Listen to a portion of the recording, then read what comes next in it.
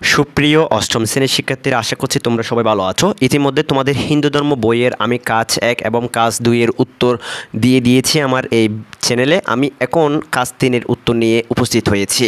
তোমাদের কাজ 3টি হলো নৈতিকভাবে দৃঢ় হই একক কাজ। এখানে বলা হয়েছে এই গল্পে আমরা মানুষের মধ্যকার কোন কোন নৈতিক গুণাবলী দেখতে পাচ্ছি।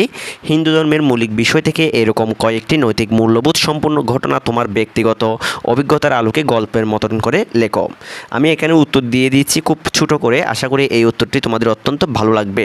তোমরা দেখতে পাচ্ছ প্রথমে দিয়েছি এই গল্পে আমরা নিচের নৈতিক গুণাবলী দেখতে পাচ্ছি। যেমন 1 নম্বর হচ্ছে পরার্থপরতা, নিজের আনন্দ ও সাফল্য অন্যের সঙ্গে ভাগ করে নেওয়া। 2 নম্বর হলো সহানুভূতি, বন্ধুর আনন্দকে নিজের আনন্দ মনে করা। 3 নম্রতা, নিজের চাওয়া থেকে সরে এসে অন্যের জন্য কিছু করতে চাওয়া। এরপরে একটি ব্যক্তিগত অভিজ্ঞতা দিয়েছি। আমি একবার একটি ছোট্ট শিশুকে দেখেছিলাম যার কোনো কলম ছিল না। আমি আমার কলম তাকে দিয়ে দিয়েছিলাম, এতে সে খুব খুশি হয়েছিল।